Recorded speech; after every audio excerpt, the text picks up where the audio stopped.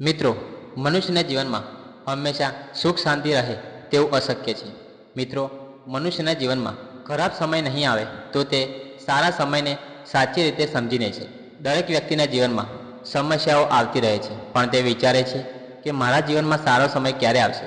પરંતુ સારો સમય ભાગ્ય ઉપર નિર્ભર રાખે છે તથા તમારા સારા કર્મો તમારા સારા સમયને લાવવામાં સહયોગ કરે છે. મનુષ્યના જીવનમાં જે ઘટના ઘટે છે, જ્યારે ભગવાન અલગ અલગ સંકેતો આપી જણાવે છે. જ્યારે મનુષ્યનો સારો સમય આવવાનો હોય છે ત્યારે તેને વિભિન્ન પ્રકારના સંકેતો આપી તેમને જણાવે છે કે તમારો સારો સમય બહુ જલ્દી આવશે. આવા સંકેતો મળતા વ્યક્તિ તેનો ખોટો મતલબ કાઢી નાખે છે અને તેનું સ્વાગત નથી કરતું, અને તેથી પરેશાનીઓ તેની પાછળ પડી જાય છે. ત્યારે તે ઉદાસ થઈ જાય છે. તો મિત્રો, આજે અમે તમને જણાવીશું કે સારો સમય આવતા પહેલાં ભગવાન કયા કયા સંકેતો આપે છે. તો મિત્રો, વિડીયોના અંત સુધી જોડાયેલા રહેજો. મિત્રો, એક ગામમાં એક માણસ રહેતો હતો. તે તેના જીવનના દુઃખોથી હંમેશા પરેશાન રહેતો હતો. જ્યારે તે કોઈ કામ કરવા માટે જતો અને તે કામ સફળ થતાં થતાં રહી જતું, અંતમાં તેને અસફળતા મળતી. ક્યારેક તો તેના સ્વાસ્થ્યથી અથવા તો તેના પરિવારમાં અકાળ મૃત્યુ થઈ જતું હતું. તે તેના જીવનમાં દુઃખોથી તંગ આવી ગયો હતો. એકવાર તે તેના ઘરના દરવાજે બેઠો હતો અને વિચારતો હતો. ત્યારે અચાનક એક ચકલીઓનું ટોળું આવ્યું અને તેના ઘર પર બેસી ગયું. આમે તે પરેશાન હતો અને તેને ચકલીઓને જોઈ અને ગુસ્સો આવવા લાગ્યો. ત્યારે તેના ઘર ઉપર બેઠેલી ચકલીઓને તેને ભગાડી દીધી. ત્યારે બધી ચકલીઓ ત્યાંથી ઉડી ગઈ. તે વ્યક્તિ કોઈ પણ પશુ કે પક્ષીને જુએ તો તેને ત્યાંથી ભગાડી દેતો. જ્યારે પણ તે ગામમાં કોઈ સાધુ સંત આવે તો તેને પ્રણામ ના કરતો, પરંતુ મોં ફેરવી તે રસ્તો બદલી કાઢતો અને ત્યાંથી જતો રહેતો. થોડા દિવસ પછી તે તેના જીવનથી કંટાળી ગયો અને તેણે નિર્ણય લઈ લીધો કે હવે મારે નથી જીવવું. ત્યારે તે ઘરના કામેથી બહાર જતો હતો અને રસ્તામાં એક નદી જોઈ તો તેને તે નદીમાં કૂદી પડ્યો. ત્યારે ત્યાં બાજુમાં એક ઝાડ નીચે એક સંન્યાસી તેમના બે શિષ્યો સાથે બેઠા હતા. ત્યારે તે સંન્યાસીઓએ તેના બે શિષ્યોને કહ્યું, તે વ્યક્તિ નદીમાં ડૂબી રહ્યો છે, તેને બહાર કાઢો.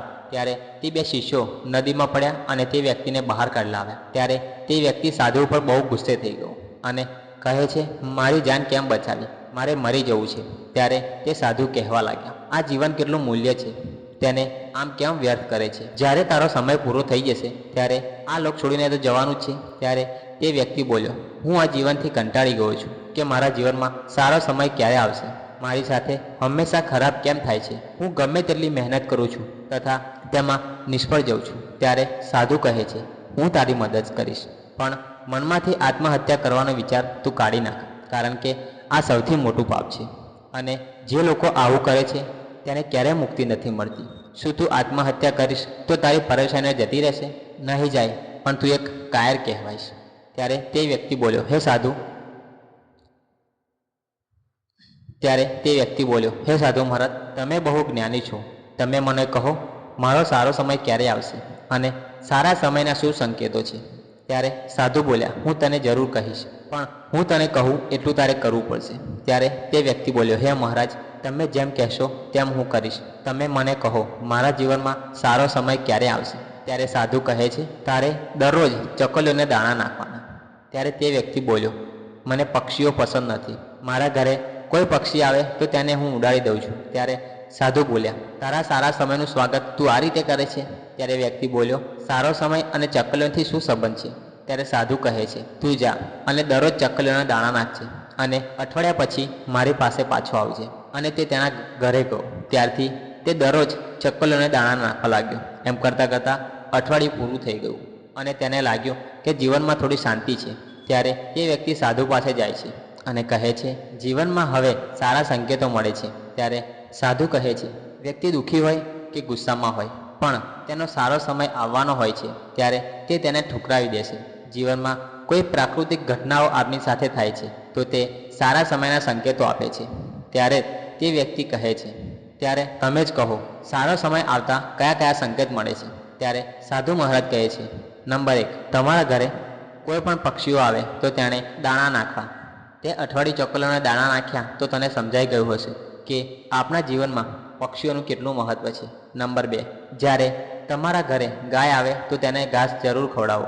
ગાયનું મહત્વ આપના જીવનમાં બહુ છે. હિન્દુ ધર્મમાં ગાયને માતા તરીકે પૂજવામાં આવે છે. શાસ્ત્ર મુજબ જ્યારે ઘરે પહેલી રોટલી બને તો ગાયને ખવડાવવી જોઈએ, કારણ કે ગાય ભગવાનને પ્રિય છે. નંબર 3, જ્યારે તમારા સપનામાં તમારા પૂર્વજો આવે તો તે સારા સંકેતો માનવામાં આવે છે. તમારા પૂર્વજોને ભગવાન માનીને તમે રોજ પ્રણામ કરવા જોઈએ. ભગવાનની પૂજા કરતા સમયે જો તમારા આંખમાંથી આંસુ આવે તો તે શુભ સંકેત કહેવામાં આવે છે. પૂજા પાઠ તે નિત્ય કર્મ છે, એટલે પૂજા પાઠ રોજ કરવા જોઈએ. પરંતુ અમુક લોકો ભક્તિભાવમાં એટલા બધા ડૂબી જાય છે કે તેમના આંખોમાંથી આંસુ આવવા લાગે છે. તો મિત્રો, તમને ભગવાન આ એક શુભ સંકેત આપે છે. તો મિત્રો, તમારી સાથે પણ આવું થયું હોય તો ભગવાનનો આભાર માનવો જોઈએ. એટલા માટે તમારા હૃદયમાં આવી ભક્તિ ભરી દે છે. જ્યારે તમે પૂજા કરવા બેસો છો ત્યારે ભાવનાઓ મહેસૂસ થવા લાગે છે અને આંખોમાંથી આંસુ આવવા લાગે છે. તો આને સારો સંકેત માનવો જોઈએ. મિત્રો, જો તમારા કઠિન સમયમાં કોઈ સાધુ સંતના દર્શન થાય તો તે પણ શુભ સંકેત માનવો જોઈએ, કેમ કે તેમનો ભગવાન સાથે બહુ ઊંડો સંબંધ હોય છે. તેમને જોઈ તેમના દર્શન કરવા જોઈએ. કઠિન સમયમાં જે વાત તમારા મગજમાં આવે તો તેને તરત જ કરી નાખવી જોઈએ. આવું કરવાથી તમારો સારો સમય જલ્દી આવે છે. સંન્યાસીની વાત સાંભળી તે વ્યક્તિ તેમને પ્રણામ કર્યા અને કહ્યું, તમે મારા જીવનની રક્ષા કરી છે. આજે તમે ના હોત તો હું જીવિત ના હોત. આથી હું પ્રણ લઉં છું કે ગમે તેટલો કઠિન સમય આવશે તેનો સામનો કરીશ અને સારા સંકેતોનું સ્વાગત પણ કરીશ. આ રીતે સંન્યાસીએ તે વ્યક્તિને જીવન જીવવાનો રસ્તો બતાવ્યો. મિત્રો, ઉમ્મીદ કરું છું કે તમને આ વિડીયો પસંદ આવી હશે. મિત્રો, જો તમને આ વિડીયો પસંદ આવી હોય તો વિડીયો લાઇક કરી અમારી યુટ્યુબ ચેનલને સબસ્ક્રાઈબ જરૂરી તથા કોમેન્ટ બોક્સમાં જય શ્રી કૃષ્ણ જરૂરથી લખી દેજો.